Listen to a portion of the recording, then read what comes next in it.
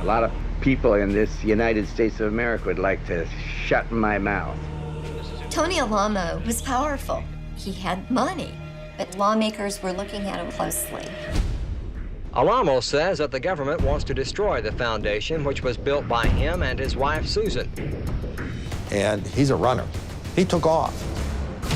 It was a big manhunt. Tony had called and sent us a message saying that everybody needed to get out now. Tony ordered 2 construction guys to take Susan's body. It's just absolutely nuts. Alamo was arrested Friday at his upscale Tampa home on federal fugitive charges. But he called himself a Teflon pastor. In my opinion, he was not a good candidate for bond because he had time to affect other people's lives. I had no idea these young girls, Tony was marrying these young girls. Let's say you elected to take a 8, 9-year-old girl's wife. How would you determine if a young female had reached puberty? Well, they know that in my church. They'd come and say, hey, I've reached puberty. Can we get married?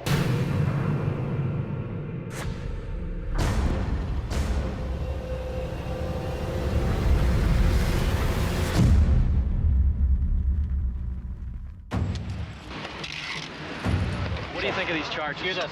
They're false. Excuse us, please. I'm framed.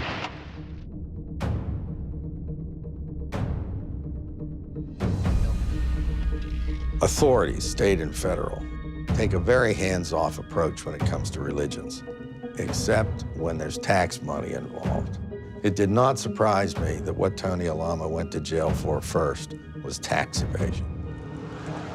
Tony Alamo continued to lead the cult almost more effectively from prison than he did out of prison. We think that if the leader is in prison, then that diminishes the power. But actually, it made it even stronger because everything that happened to him reinforced to his followers what he had told them would happen to him, that he would be persecuted as a prophet.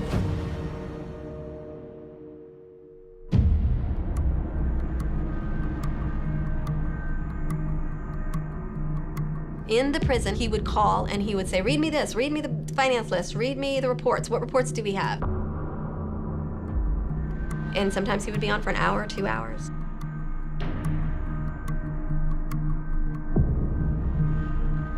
Tony chose Falk because it was very similar to Alma. Falk was a small community. It was close to where he knew he would be released from federal prison. It would be easy to gain influence there and more likely to go undetected.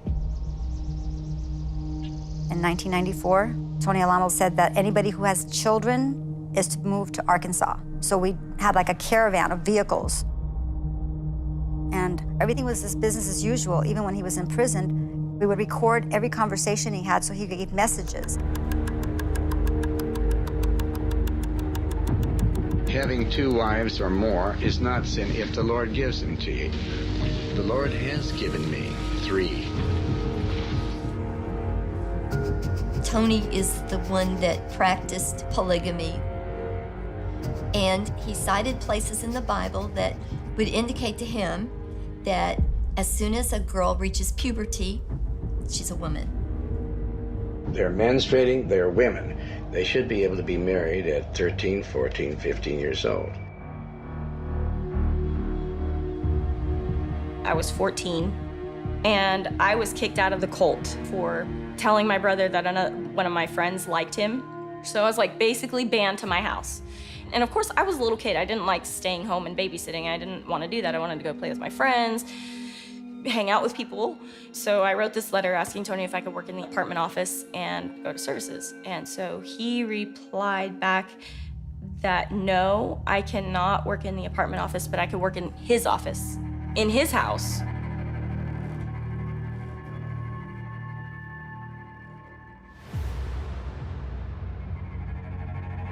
And I had already been to his house and I loved the sisters that were there. So I was like, oh, all right, I'll, hang out there, with them, and eventually I'll be able to come back out here, So I told my mom, and she was like, you're getting married to Tony. My mom was excited about it, but, she thought it was what God wanted. By the time Tony started taking underage wives, he was firmly established as the prophet. Susan had been dead since 1982, and so the flock was positioned where he needed them. And so when he goes to them and says, God has told me to marry your daughter, they were already programmed. This is of God. This is what the prophet says should happen. But I didn't meet the underage ones or anything. So I was like, okay, he's got a bunch of wives, whatever, you know, that's his thing, as long as he can support them all and they're all happy with it. And he had this house there in Falk. It wasn't that big of a house, but it was big enough.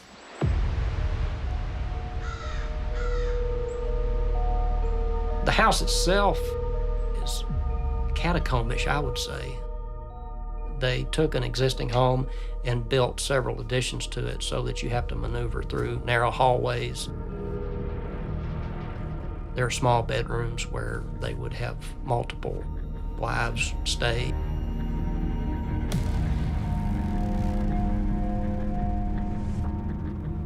I wasn't in the house very long, I think maybe a month or something, when he had one of his other wives telling me things that her brothers did to her when she was little. And graphic details of things I had no idea anything about. I knew nothing about sex. And then she apparently goes back to Tony. At this time, I had no idea Tony is telling her to tell me these things. To see if I had had sex, to see if I was a virgin. His wives would visit him, some of them like in groups, and then they would tell him what's going on with so-and-so, and then he would give them instructions, and that's just the way it was. Tony actually solicited photographs of children while he was in prison so that he could see the kids that were still in the church. He was in fact selecting his victims. And so Amy was selected to be a wife and became one when he got out of prison.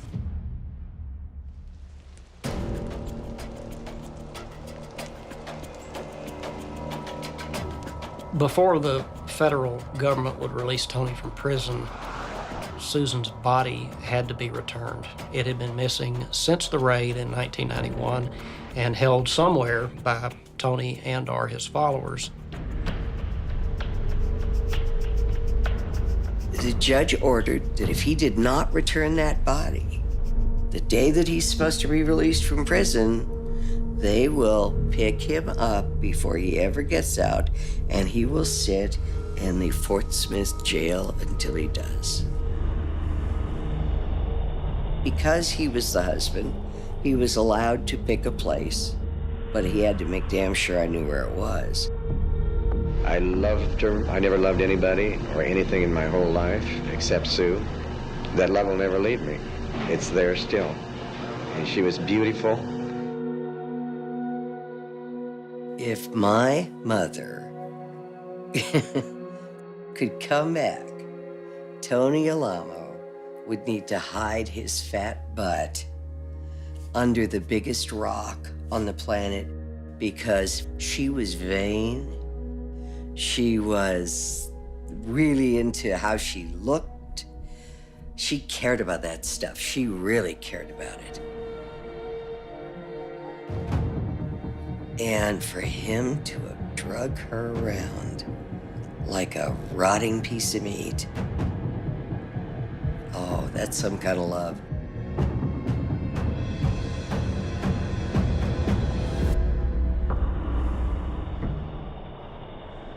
It became apparent that Tony wasn't going to be released unless the body was located and returned. So it was.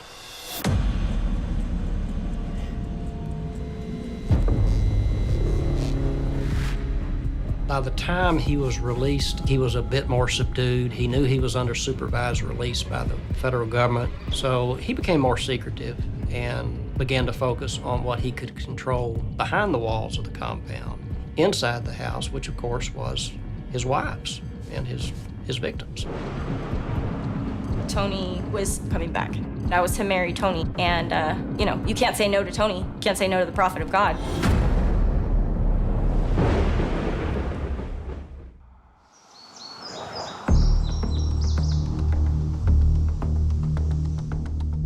after Tony got out of prison. The nightmare started right away.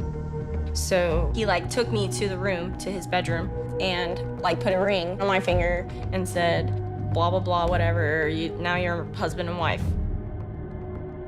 It wasn't like I wanted to marry Tony. I just thought, this is what God wants me to do. This is where I am. I can't fight it. I'm stuck here. Might as well make the best of it. And that's how all of us, we didn't want that. I ended up in Tony's house, originally just starting out to visit my aunt. He had brought me in. That's when he said the vows, all that. And he said, after the marriage, you're supposed to consummate the marriage. So, okay. Just not really understanding what that meant, but that's when he started putting his hands up my shirt and down my pants and everything. When he was raping me, I was pushing him off of me, telling him it hurt. And he told me, don't do that. Really, don't do that. You're pissing me off. Of course, I was terrified to even tell him that he was hurting me. I was just pushing him off. And of course, I was crying. I remember him saying things like, it's gonna feel good later on. It's like that with the other girls. In my head, I was scared. That's when I really felt scared. All I just kept thinking was, okay, when this is over, I'm gonna go play outside. When this is over, I'm gonna go play outside. That's all I kept thinking.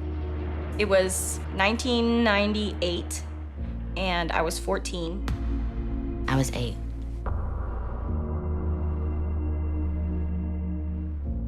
The youngest girl he took was 8 years old. But Tony had 24 wives. 9 of them were underage.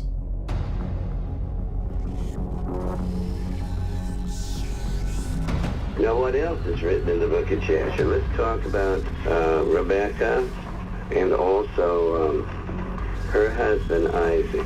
How old was Isaac when they married? Wasn't he 40 years old and she was 10? He was 30 years older. I knew he was raping those kids and beating them because he'd done it to me. Tony raped me. And he did it with my mother right in that house. And she said, oh, you're nothing but a damn liar. I never pressed charges because it would have been a useless, humiliating loss. She would have been the first witness against me saying I was a liar. So finally, after being there for months, my mom came to visit me. And that's when I was on my knees begging her, Mom, just take me home. Just take me home, please. And she was like, what is wrong with you? She's like, Desiree, she goes, I can't take you home unless I get permission from Tony. They do these hideous, ugly things in the name of God. It's just, for God's sakes, if this ugly, horrible man says he's gonna marry your 9-year-old, okay, come out swinging.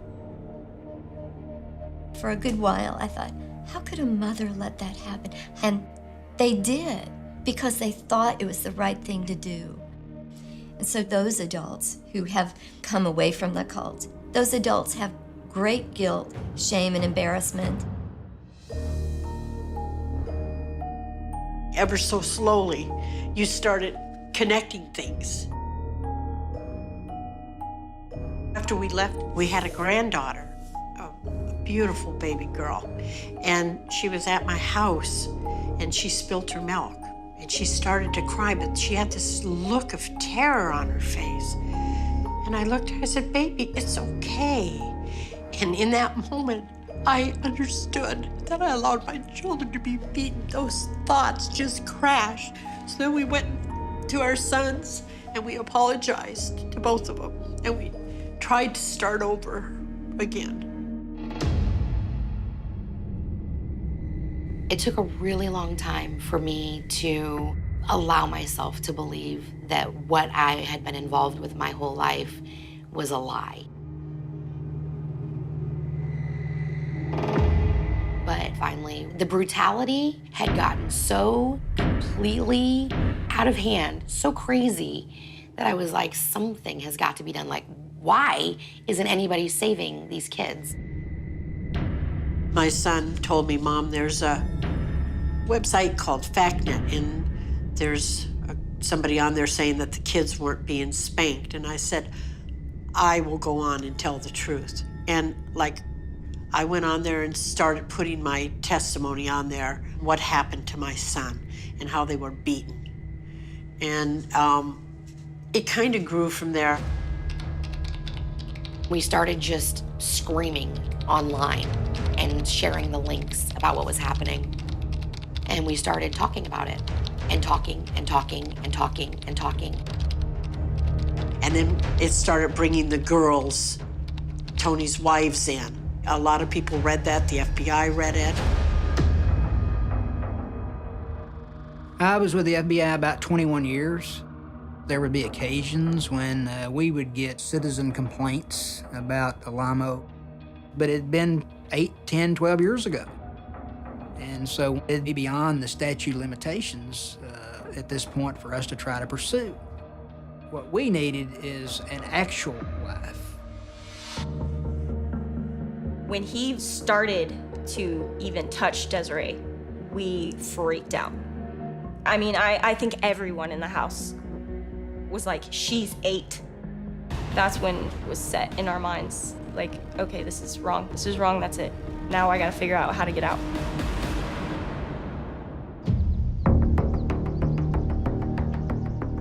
I was the youngest in Tony's house. I had seen a lot of things that I didn't want to see. I had seen Tony get violent with some of these women. The day-to-day life of one of Tony's underage spiritual wives involved being raped by Tony, being beaten by Tony, or by older wives at his direction. It involved verbal abuse, constant verbal abuse from Tony. Women want sex more than men, okay? So the women are the ones that lead the men on. By the time women today are 15 years old, they've committed fornication maybe anywhere from 10, 15, 20 to 1,000 times. Tony really hated women. Girls and women who lived in Tony's house with Tony grew up believing they're ugly, believing that they're unworthy, believing that they're stupid.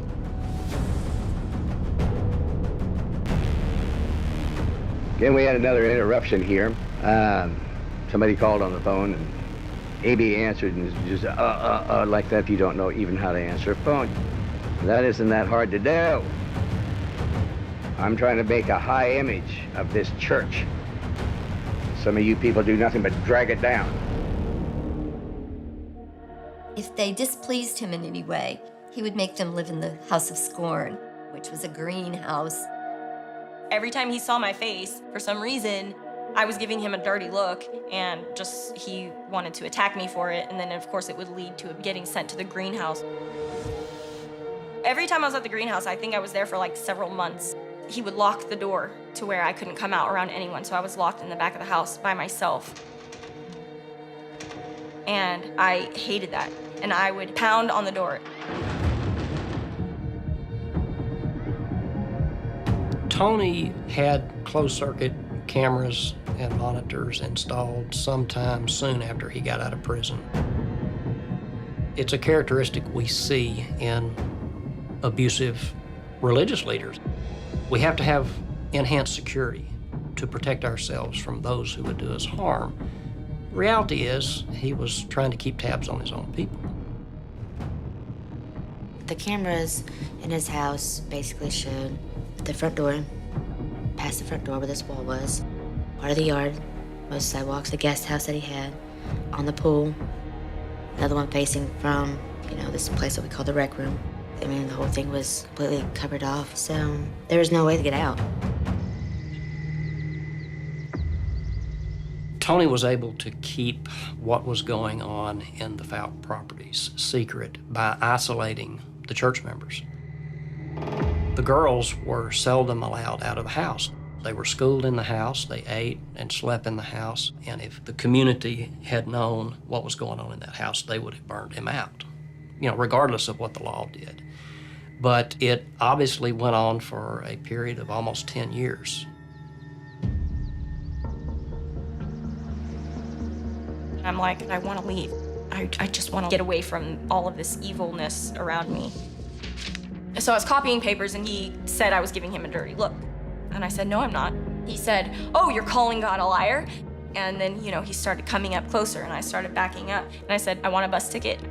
And he said, well, if you leave, you're never coming back. And I said, I know, that's what I said. I'm leaving and I'm never coming back. And immediately I ran to my old bedroom, and I ran through the bathroom, through the office, and then our bedroom. He was chasing me, and he couldn't catch me, so I darted for the front door.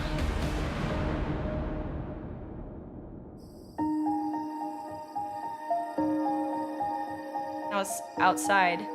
It was June 9th, 2006. At 9 at night, he sent a couple of the sisters to take me to the bus station.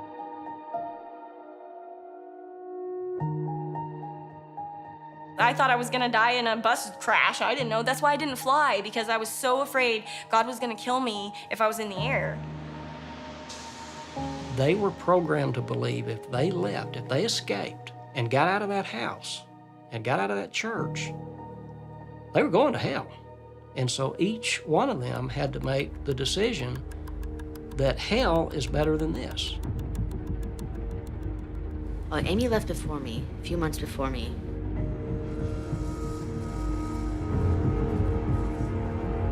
November 3rd, 2006 at 11:30 at night.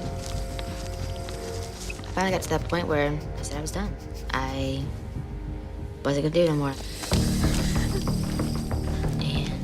Dodged security cameras, guards. Ran with a backpack with my little bag and clothes on my back. That was it. And school books. Who believes those school books?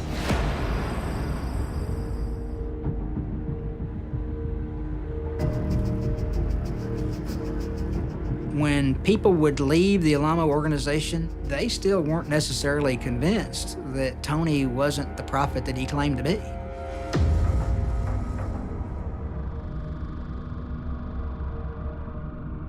When they very first told me that FBI in Florida wanted to come talk to me, I was afraid, But I talked to my aunt about it, and she said, Desiree, you remember your sister? And I said, you know what, you're right. Because I have a little sister in there I do not want to go through the same thing. We now had our first person who not only had firsthand information, but was a victim herself that was willing to come forward to law enforcement. She acknowledged that she was only about 8 years old when Tony Alamo took her as a wife. She identified other wives, their ages, and then she mentioned the fact that Alamo would take Polaroid pictures of the young girls while they were nude. He would take pictures at times. He had them hidden away in his cabinet and stuff. He had this machine, and it was basically magnified everything because his glaucoma. And he had taken some pictures, Polaroids, and put it under there. And there was just one time that he took a picture, and he made the comment to me that to him I looked like a German whore. That's basically what he liked about the pictures. Child pornography comes within federal jurisdiction. So that bumped it up a notch for us.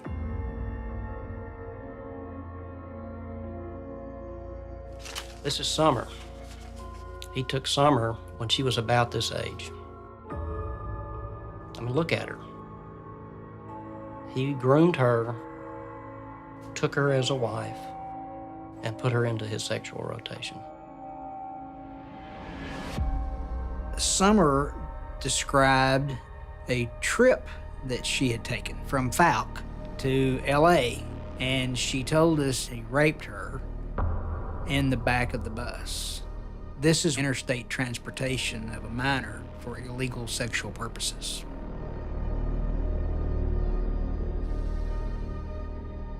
We're now talking, at least in the preliminary stages, about getting prepared to execute a search warrant. And we knew that whenever we conducted this raid, there were no telling how many young children that might have to be taken out of the compound. Tony was constantly grooming additional underage wives.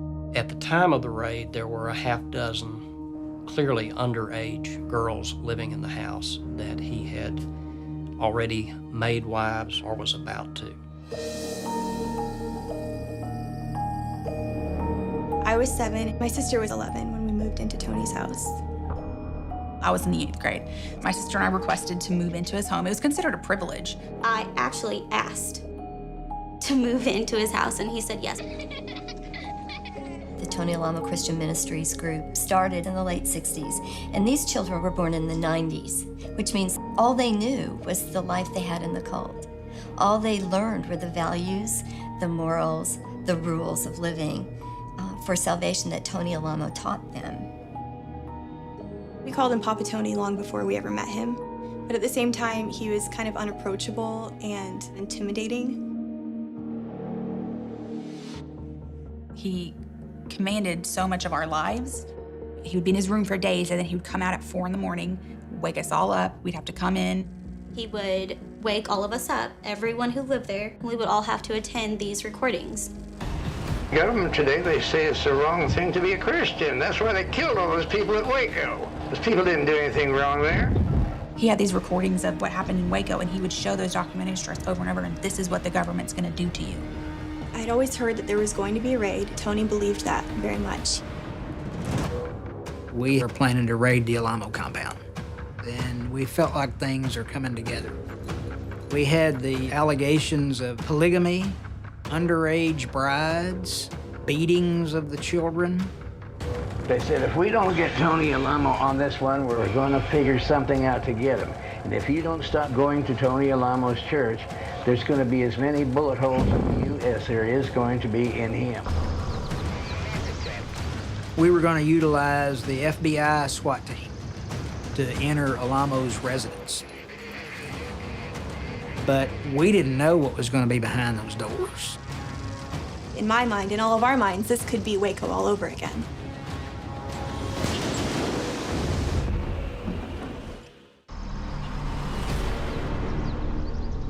Well, this is now September the 20th.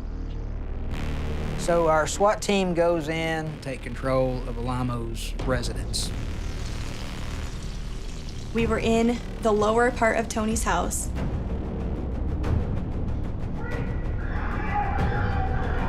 And there's just all this commotion everywhere.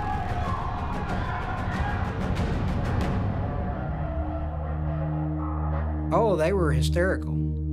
They were terrified initially. Alamo himself was not there.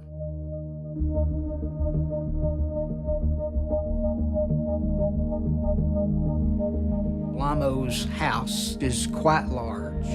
I wanted to make sure there was no stone unturned. The main thing that we hoped to find were the Polaroid photographs. While we were not successful in that, we did find 2 Polaroid cameras and packages of film. He was always paranoid. Anytime that he had word that there was going to be a raid or anything, or there might be a raid, he had us destroy all of the evidence. And that is why I'm so glad that they got the evidence that they did when they did. We found a bottle of Viagra in Tony Alamo's bathroom closet, boxes of ovulation tests. In Alamo's bedroom, in one of the drawers, were multiple sets of wedding rings.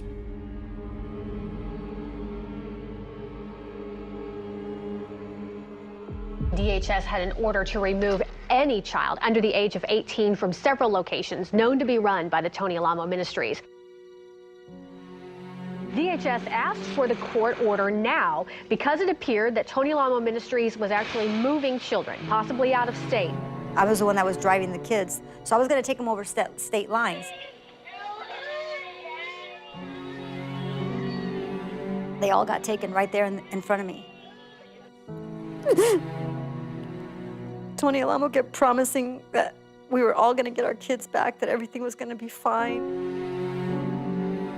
I saw these kids getting taken out of there and put into Child Protective Services and see them in that same mindset, you know. Well, Pastor Tony is the prophet of God, and what he says is the word. You're crazy. They just took your kids. Your kids are taken away from you. They are in protective services from you. And you're still spouting and saying this stuff? The children went into foster care, and if the parents agreed to raise their children outside of the church, they could get their children back. And some did that, but many didn't.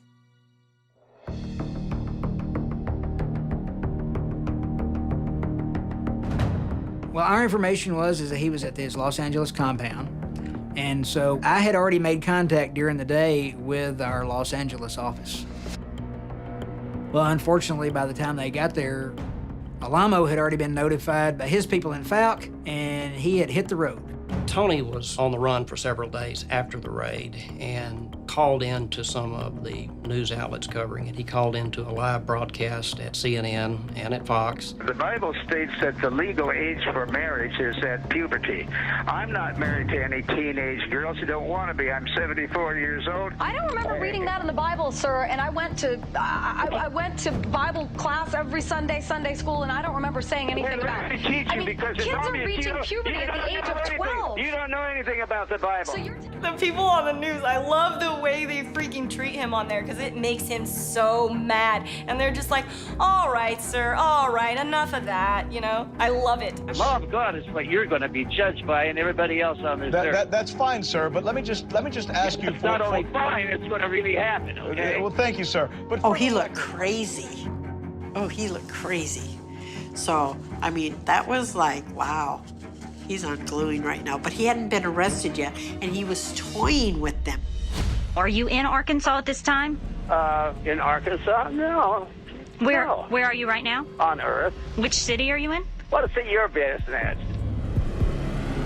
Tony thought that he had a secret cell phone number that no one knew about. Well, not too many people knew about it, but a cell phone is a dangerous thing. I put a tracker on Tony's cell phone, and sure enough, he was physically located, his tour bus at this hotel. Evangelist and convicted tax evader Tony Alamo picked up yesterday afternoon as he was leaving a hotel. Prosecutors say he transported minors across state lines for illegal purposes. Since we didn't find the child pornography, the only federal violation that we have right now is related to Summer and the interstate transportation of the minor. That's all we had. But I know about these other brides that are out. I know about Amy.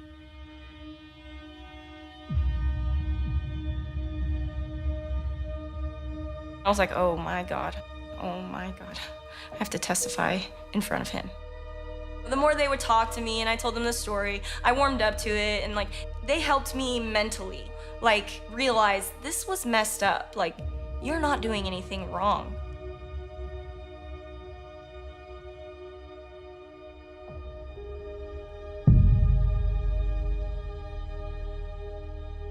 By the time we got ready to go to trial, we probably had 25 or 30 total witnesses.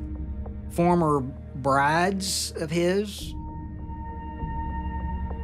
people who had witnessed the beatings. We had people who had endured the beatings. We had former members for throughout the time of the Alamo organization existence.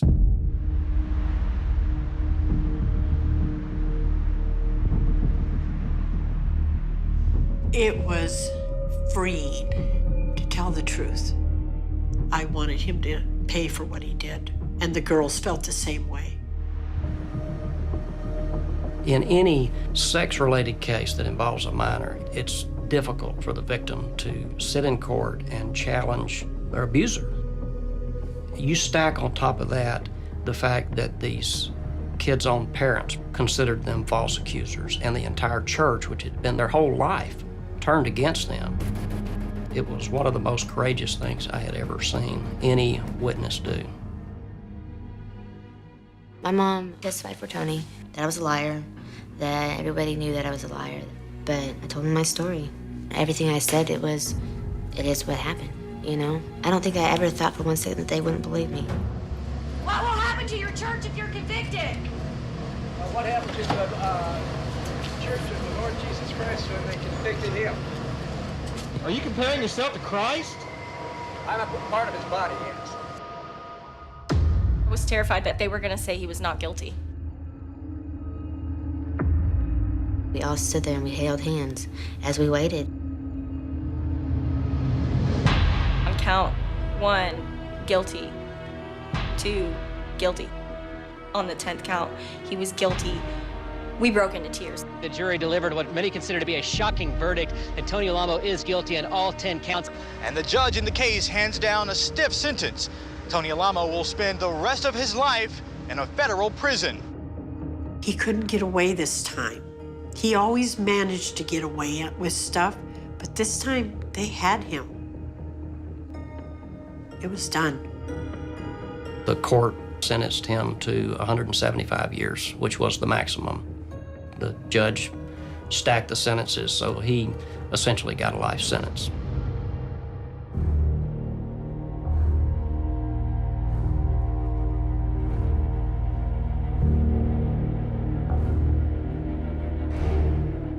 Nobody would dare come to me and say, we're going to remove you, except that kid that I had his butt beat.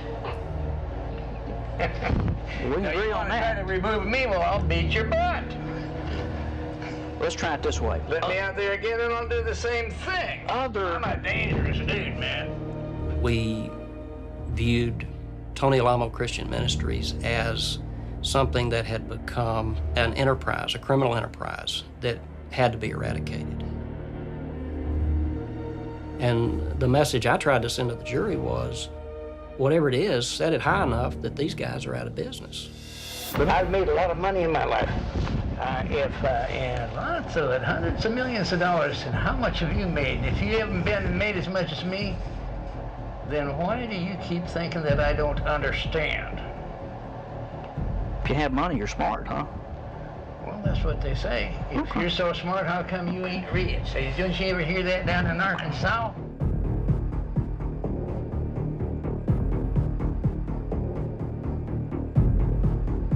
They're not attacking just me, they're attacking God. And they're in a lot of trouble. And so all I'm doing is agreeing with God. God, destroy them if they're not going to get saved. Yes, save them, but if they won't be saved, destroy them. Get them out of our hair.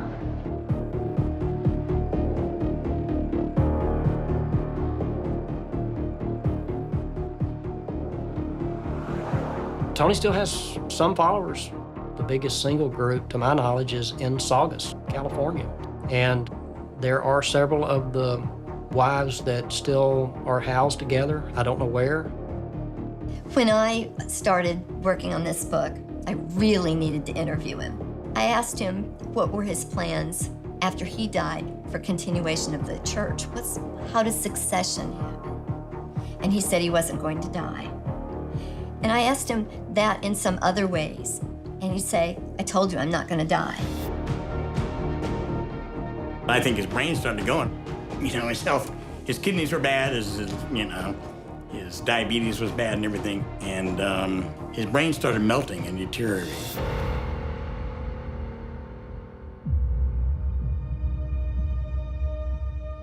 I'm glad he's dead. Part of me wishes he'd lived longer to be miserable in that prison. But because he could get by with so much crap, yeah, I'm glad he's gone. I really am.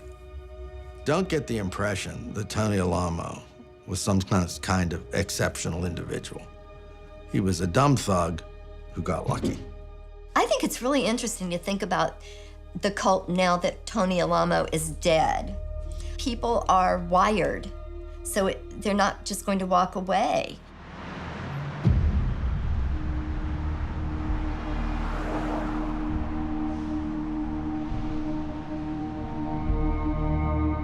Praise the Lord. morning, Susan Alamo Christian Ministries. I'm very happy that you're here.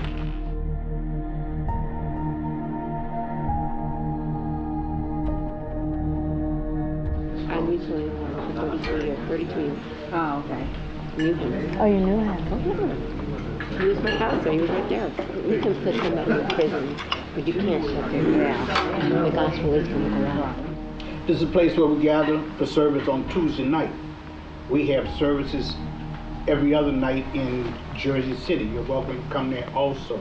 Now raise your hand. Just raise your hand and praise and say, thank you, Jesus. Thank you for the blessing. It's still the Alamo Christian Ministries, and they still have the website up, and they're still talking and posting. I'm going to say that the Alamo Christian Church is going to survive, and it's going to carry on. The mind control, the brainwashing is that powerful. It's going to stick around for a while. As long as you have disaffected people who are hopeless, you're going to have some spider that's going to come along and take them. We know that another Tony Alamo will try to come to power. It's just a matter of time, and it's a matter of where. One of the flyers that the Alamos put out had a phrase. It said, "We're your neighbors." And the truth is, cult followers are our neighbors. They're all over the place, and we need to pay attention.